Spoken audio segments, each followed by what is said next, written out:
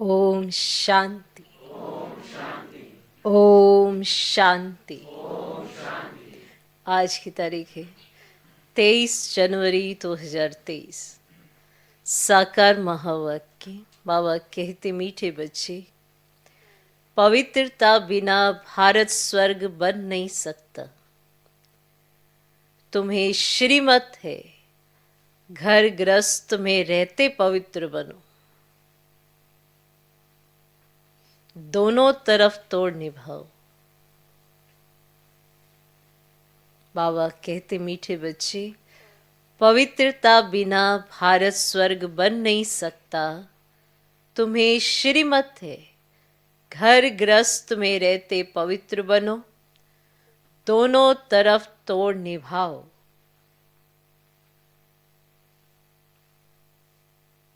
आज का प्रश्न, दूसरे सत्संगों व आश्रमों से यहाँ की कौन सी रस्म बिल्कुल न्यारी है?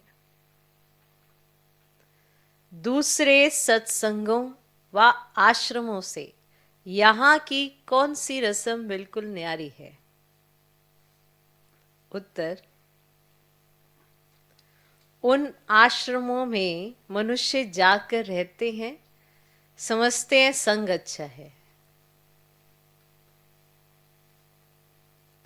उन आश्रमों में मनुष्य जाकर रहते हैं, समझते हैं संग अच्छा है। घर आदि का हंगामा नहीं है। घर आदि का हंगामा नहीं है। एम ऑब्जेक्ट कुछ नहीं। एम ऑब्जेक्ट कुछ नहीं। परंतु यहां तो तुम मर्जीवा बनते हो। परंतु यहां तो तुम मर्जीवा बनते हो। तुम्हें घर बार नहीं छुड़ाया जाता।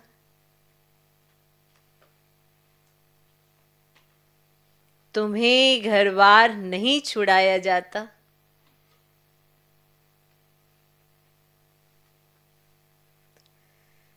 घर में रह तुम्हें ज्ञान अमृत पीना है।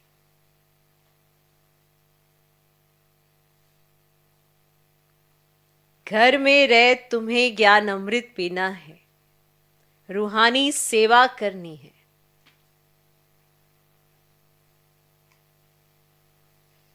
ये रस्म उन सत्संगों में नहीं है। नहीं है ना? उन आश्रमों में मनुष्य जाकर रहते हैं, समझते हैं संग अच्छा है, घर आदि का हंगामा नहीं है, एम ऑब्जेक्ट कुछ नहीं। परंतु यहाँ तो तुम मर्जीवा बनते हो। तुम्हें घर बार नहीं छुड़ाया जाता। घर में रह तुम्हें ज्ञान अमृत पीना है, रूहानी सेवा करनी है। और यह रस्म उन सत्संगों में नहीं है। ओम शांति।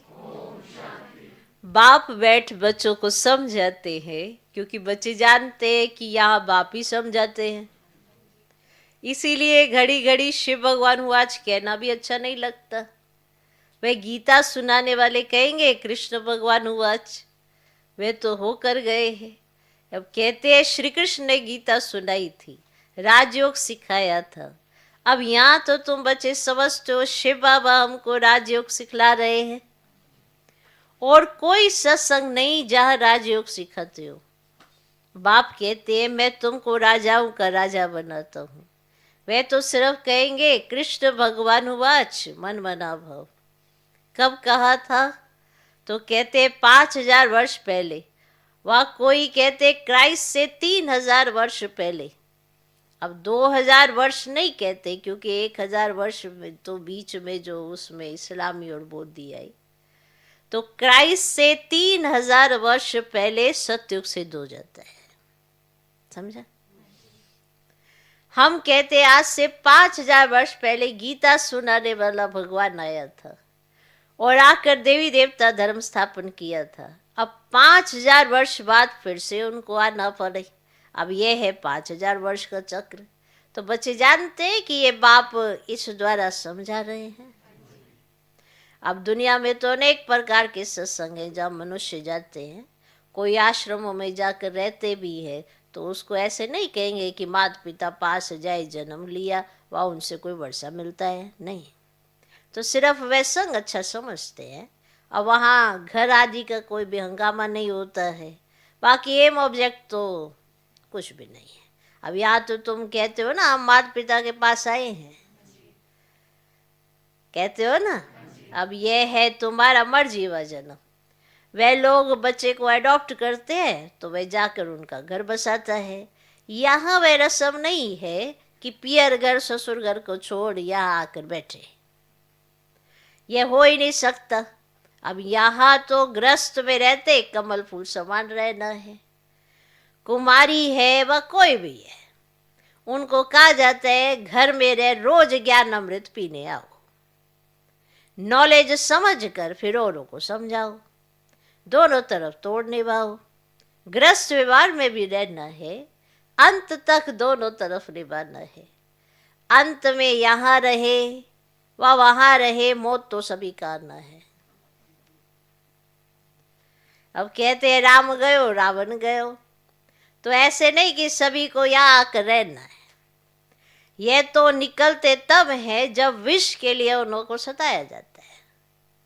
कन्याओं को भी रहना घर में है, मित्र संबंधियों की सर्विस करनी है। सोशल वर्कर तो बहुत है।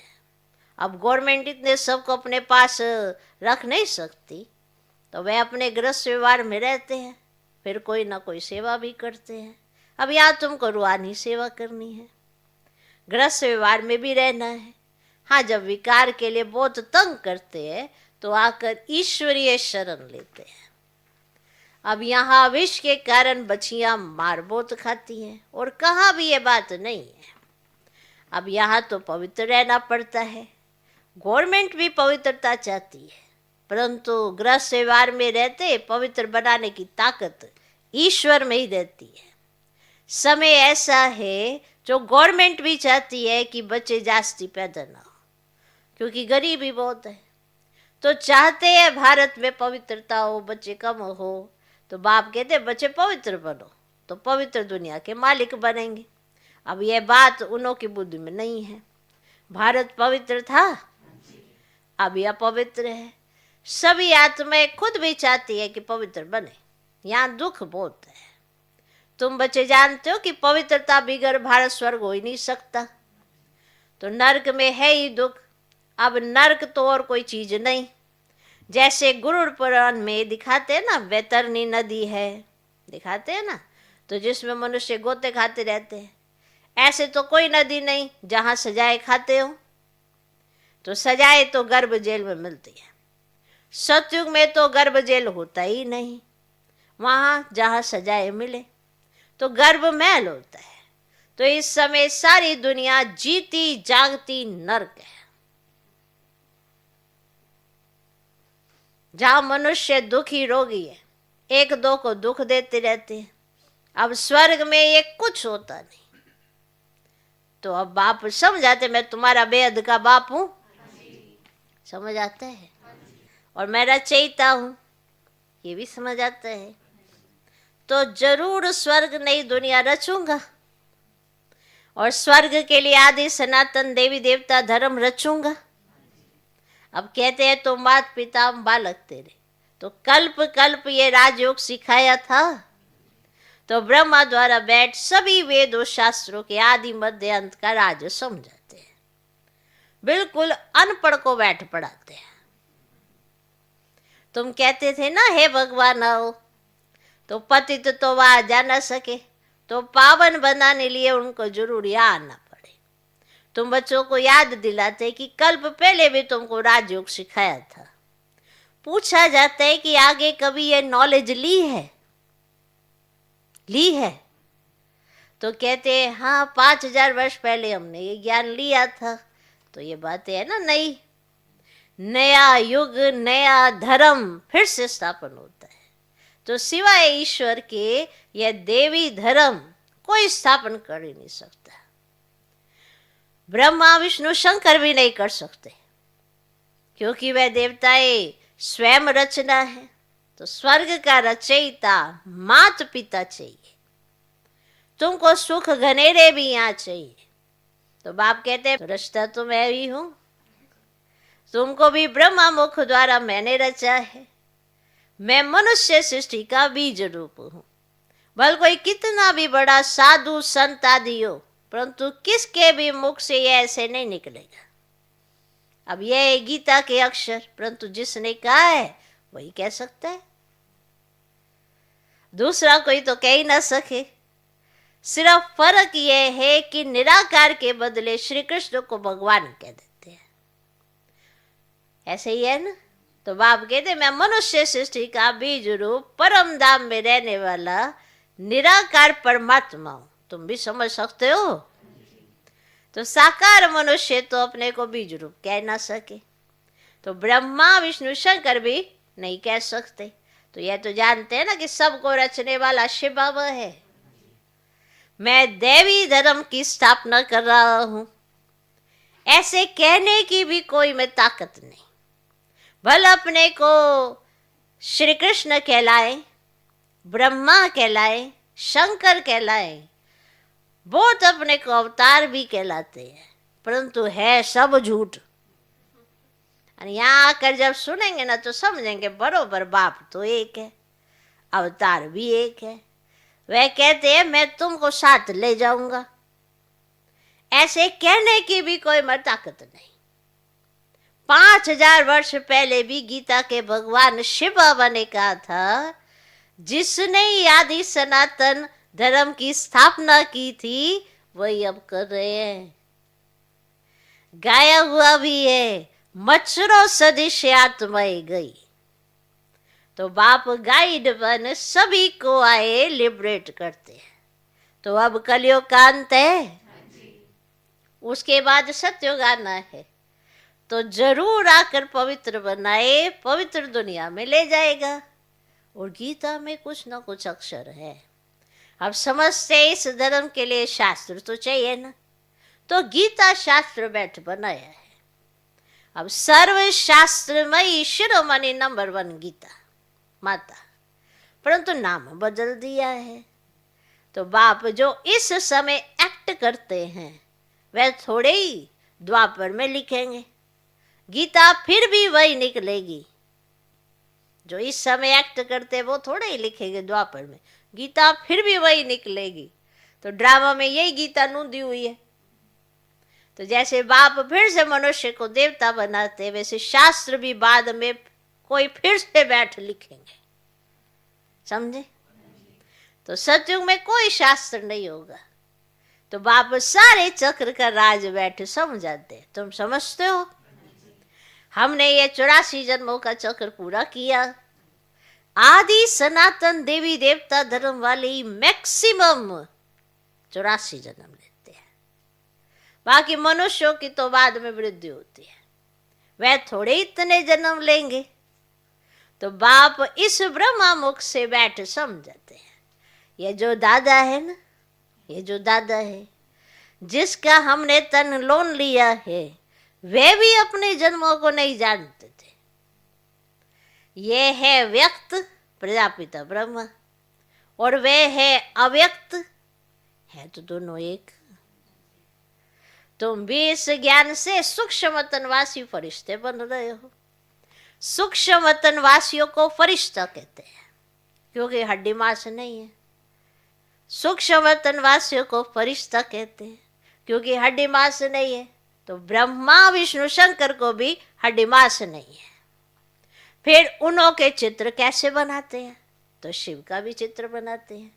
अब है तो वे स्टार, उनका भी रूप बनाते हैं। ब्रह्मा विष्णु शंकर तो सूक्ष्म है, जैसे मनुष्यों का बनाते हैं वैसे शंकर का तो बना ना सके, क्योंकि उनका हड्डी मांस का शरीर तो है ही नहीं। हम तो समझाने लिए ऐसे स्थूल बनाते हैं, परंतु तुम भी देखते हो कि वह सूक्ष्म है। अच्छा, मीठे मीठे सिखिलदे बच्चों प्रति माता पिता बाप दादा का याद प्यार और गुड मॉर्निंग। रूहानी बाप की रूहानी बच्चों को नमस्ते। हम रूहानी बच्चों की भी रूहानी बाप को नमस्ते नमस्ते नमस्ते। Good morning good morning good morning. रात्रि क्लास है ना, बार रात्रि है। 68 के महावाक्य हैं। 13 जुलाई। मनुष्य दो चीज को जरूर चाहते हैं, एक है शांति, दूसरा सुख। और विश्व में शांति व अपने लिए शांति, विश्व पर सुख व अपने लिए सुख की चाह रहती है मनुष्यों को। तो पूछना होता है कि अब यह शांति है तो जरूर कब शांति हुई होगी, परंतु वह कब कैसे होती है, अशांति क्यों हुई, ये कोई को पता ही नहीं है, क्योंकि घोर अंधियारे में है। तुम शांति और सुख के लिए सबको बहुत अच्छा रास्ता बताते हो, तो सुनकर उन्हें खुशी होती है, लेकिन जब सुनते हैं पावन भी बनना है तो ठंडे पड़ जाते हैं। यह विकार है सभी का दुश्मन और फिर सभी का प्यारा है। इसको छोड़ने में हृदय विदीर्ण होता है। नाम भी है विष, फिर भी छोड़ते नहीं है। कितना तुम माथा मारते हो फिर भी हार खा लेते हैं। सारी पवित्रता की बात है, इनमें बहुत फेल होते हैं। कोई कन्या को देखा तो आकर्षण होती है, क्रोध व लोभ व मोह की आकर्षण नहीं होती है। काम महाशत्रु है, इन पर जीत पाना महावीर का काम है। देह अभिमान के बाद पहले काम ही आता है, इन पर जीत पानी है। जो पवित्र है उनके आगे अपवित्र कामी मनुष्य नमन करते हैं। कहते हैं हम विकारी, आप निर्विकारी। ऐसे नहीं कहते हम क्रोधी लोभी, तो सारी बात विकार की है। शादी करते ये विकार के लिए, ये फुरना रहता है माँ बाप को, बड़े हों तो पैसा भी देंगे, विकार में भी जाएंगे, और विकार में ना जाए तो झगड़ा मच जाए। तुम बच्चों को समझाना होता है ये देवताएं संपूर्ण निर्विकारी थे। तुम्हारे पास एम ऑब्जेक्ट सामने है, नर से नारायण राजाओं का भी राजा बनना है, चित्र सामने है। इसको सत्संग नहीं कहा जाता, यह पाठशाला है। क्या है? यह पाठशाला है। सच्चा सत्संग सच्चे बाप के साथ तब हो जब सम्मुख राजयोग सिखावे। सत्य का संग चाहिए, वही गीता का ज्ञान देते हैं, अर्थात राजयोग सिखलाते हैं। बाप कोई गीता सुनाते नहीं। मनुष्य समझते हैं नाम है गीता पाठशाला, तो जाकर गीता सुने, इतनी कशिश होती है। तो यह सच्ची गीता पाठशाला है जहां 1 सेकंड में सदगति, हेल्थ, वेल्थ और हैप्पीनेस मिलती है। तो पूछें, सच्ची गीता पाठशाला क्यों लिखते हो? सिर्फ गीता पाठशाला लिखना कॉमन हो जाता है, तो सच्ची अक्षर पढ़ने से खैच हो सकती है, शायद झूठी भी है, तो सच्ची अक्षर जरूर लिखना पड़े। पावन दुनिया सत्युग को और पतित दुनिया कलयुग को कहा जाता है। तो सत्युग में ये पावन थे, कैसे बने सो सिखलाते हैं। तो बाप ब्रह्मा द्वारा पढ़ाते हैं, अब नहीं तो पढ़ाएंगे कैसे? तो यह यात्रा समझेंगे वही जिन्होंने कल्प पहले समझा है। भक्ति मार्ग के दुबन में फंसे हुए हैं, भक्ति का भव का बोध है। अब यह तो कुछ भी नहीं है, सिर्फ स्मृति में रखो, अब ये वापस जाना है, पवित्र बनकर जाना है, इसके लिए याद में रहना है। बाप जो स्वर्ग का मालिक बनाते हैं उनको याद नहीं कर सकते। मुख्य बात ही यह है, सभी कहते हैं इसमें ही मेहनत है। बच्चे भाषण तो अच्छा करते हैं, परंतु योग में रहकर समझाए तो असर भी अच्छा होगा। याद में तुमको ताकत मिलती है। सतो प्रधान बनने से सतो प्रधान विश्व के मालिक बनेंगे। अब याद को निष्ठा कहेंगे क्या? याद को निष्ठा कहेंगे क्या? हम आधा घंटा निष्ठा में बैठे, ये रोंग है। बाप सिर्फ कहते याद में लो, ऐसे हट योगी की तरह नहीं, ऐसे याद में रहो।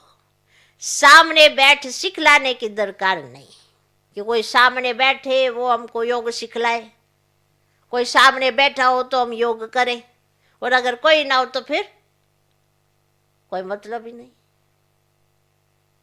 योग की लगन तो आत्मा को होनी चाहिए ना। ये सामने कोई बैठे तो योग कराए तो मैं योग करूं, वरना मैं योग ना करूं। योग का समय मिस कर देते, क्यों? क्योंकि लगन लगी ही नहीं। वरना खेचो आत्मा को कि ये समय कौन सा है, इसमें तो योग करना है। चारों तरफ आत्माएं, ब्राह्मण आत्माएं योग कर रही है ना, तो खेच भी तो होनी चाहिए। तो लगन अपनी होगी तभी तो वो वायुमंडल में आकर्षित होगी। तो सामने बैठ सिखलाने की दरकार नहीं है। बेद बाप को बहुत लव से याद करना है। सोचो जिससे इतना लव हो उसको याद करने के लिए पता नहीं क्यों इतनी मेहनत चल रही है। क्योंकि देवभान में बैठ के याद करोगे तो याद नहीं आने वाली है। जो तुम हो चक्कर घुमा के फिर बैठो, स्वदर्शन चक्र घुमाओ, कहाँ से आए, कैसे आए, क्या क्या हाल हुआ, तो फिर याद में बैठो, देखो कैसे याद आती है। किससे इतने समय तक दूर रहे, फिर देखो कैसे याद आती है। जिसे इतने समय से दूर रहो तो फिर जब वो सामने आएगा तो कैसा लगेगा। तो बेद बाप को बहुत लव से याद करना है, क्योंकि बहुत खजाना देते हैं। याद से खुशी का पारा चढ़ना चाहिए, अतीन्द्रिय सुख फील होगा। बाप कहते तुम्हारी ये लाइफ बहुत वैल्यूबल है, इनको तंदुरुस्त रखना है। जितना जिएंगे उतना खजाना लेंगे। खजाना पूरा तब मिलेगा जबकि हम सतो प्रधान बन जाएंगे। मुरली में भी बल होगा। तलवार में जोहर होता है ना, तुम्हारे में भी याद का जोहर पड़े तब तलवार तीखी हो। अब ज्ञान में इतना जोहर नहीं है, इसीलिए कि इसको असर ही नहीं होता है,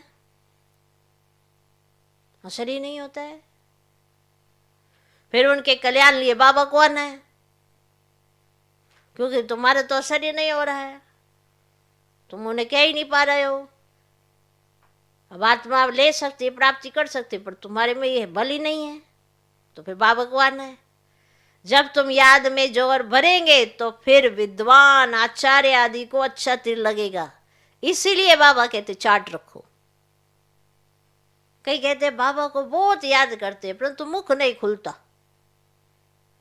तुम याद में रहो तो विक्रम विनाश हो, तभी तो विक्रम सिर पर होएंगे ना तो मुख नहीं चलेगा, खुलेगा ही नहीं। विक्रम विनाश होते जाएंगे, बाबा से लगन लगेगी, निश्चय बढ़ता जाएगा, ऑटोमेटिकली मुख खुलेगा। अच्छा बच्चों को गुड नाइट। धारणा के लिए मुख्य सर पहला पॉइंट, घर में रहते भी रूहानी सेवा करनी है। घर में रहते भी रूहानी सेवा करनी है, पवित्र बनना और बनाना है। घर में रहते भी रूहानी सेवा करनी है, पवित्र बनना और बनाना है। दूसरा पॉइंट, इस जीते जागते नरक में रहते हुए बेहद के बाप से स्वर्ग का वर्षा लेना है।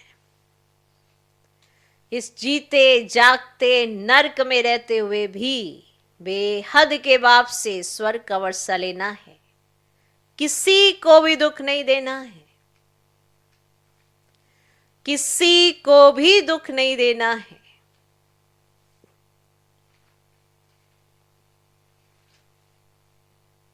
आज का वरदान, अपनी सर्व विशेषताओं को कार्य में लगाकर उनका विस्तार करने वाले सिद्धि स्वरूप भव। अपनी सर्व विशेषताओं को कार्य में लगाकर उनका विस्तार करने वाले सिद्धि स्वरूप भव। जितना जितना अपनी विशेषताओं को मनसा सेवा व वाणी और कर्म की सेवा में लगाएंगे तो वही विशेषता विस्तार को पाती जाएगी। समझा? जितना जितना अपनी विशेषताओं को मनसा सेवा व वाणी और कर्म की सेवा में लगाएंगे तो वही विशेषता विस्तार को पाती जाएगी। सेवा में लगाना अर्थात एक बीज से अनेक फल प्रकट करना। इस श्रेष्ठ जीवन में जो जन्म सिद्ध अधिकार के रूप में विशेषताएं मिली हैं, उनको सिर्फ बीज रूप में नहीं रखो, सेवा की धरनी में डालो तो फल स्वरूप अर्थात सिद्धि स्वरूप का अनुभव करेंगे। बहुत विशेष पॉइंट, समझ गए? वरदान समझ में आया? किसी में कोई विशेषता होती है, जैसे ज्ञान में आने से पहले भी कई विशेषताएं, कई कलाएं होती हैं।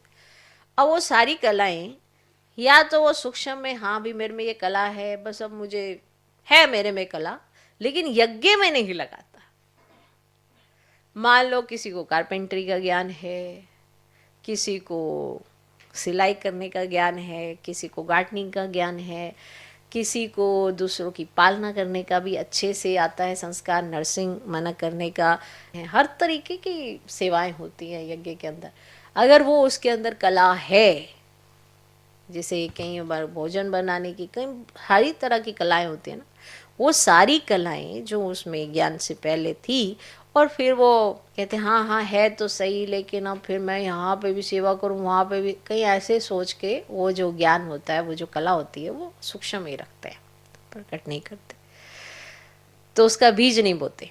तो यज्ञ में अगर उन सेवाओं को जो आती है उन्हें वो सफल करते हैं तो उसका फल उन्हें बहुत बहुत बहुत मिलता है। माना फल तो तभी आएगा ना, मान लो किसी को कारपेंटरी का ज्ञान है और वो यज्ञ में इस्तेमाल कर लेता है तो फिर उसको कितना फल मिलता है, और उसकी वो कला कब वो निखर के और उसका विकास होता जाता है, उसे भी नहीं पता चलता कि मुझे ये सारी चीज़ें पहले तो आती नहीं थी, पहले तो थोड़ा सा ही पता था कि ये कारपेंटरी का ज्ञान किसे कहते हैं, ओके, इसकी थोड़ी नॉलेज थी, लेकिन जैसे ही हाथ डाला, जैसे ही ये सोचा कि ये जो भी आता है मुझे ये बाबा के यज्ञ में इस्तेमाल होना चाहिए, तो उसका इतना विस्तार हो गया है, इतना विकास हो गया कि उसे सब तरह की नॉलेज हो गई, उसी चीज़ से जुड़ी हुई।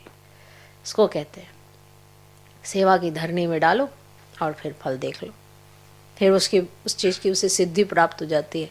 माना दुनिया चाहे कितनी डिग्रियां लेगी और कितने डिप्लोमा करेगी, लेकिन उसको उस चीज़ का ज्ञान ऑटोमेटिकली मर्ज होता जाता है। कई ऐसे बच्चे हैं जिन्होंने पढ़ा लिखा नहीं है, इलेक्ट्रॉनिक्स का उनको बहुत अच्छी नॉलेज है, इलेक्ट्रिसिटी की बड़ी अच्छी नॉलेज है, जो पढ़ लिख के भी नहीं आती लेकिन तजुर्बे से आ गई उन्हें, और बाबा के यज्ञ में सेवाएं देते देते और उनका विकास हो गया है। तो ऐसा होता है, तो वो सिद्धि स्वरूप बन जाते हैं। तो कोई भी कला होती है अगर यज्ञ में इस्तेमाल करते हैं तो फिर उसका विस्तार ऐसे होता है। इसीलिए कहा कि अपनी सर्व विशेषताओं को कार्य में लगाकर उनका विस्तार करने वाले सिद्धि स्वरूप, सिद्धि प्राप्त हो जाती है उन्हें। ओके जी, क्लियर हो गया आज का स्लोगन? विस्तार को न देख सार को देखो और स्वयं में संभालो, यही तीव्र पुरुषार्थ है। इधर उधर इधर बहुत विस्तार है, सार को देखो, माना एक बाबा को देखो, सार स्वरूप में एक बाबा को देखो, बहुत सारी बातें होती हैं, वो विस्तार है।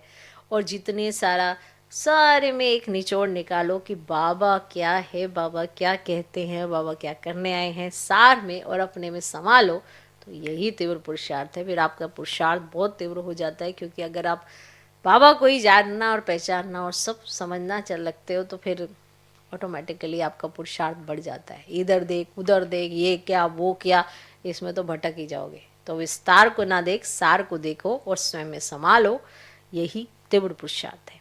ओम शांति।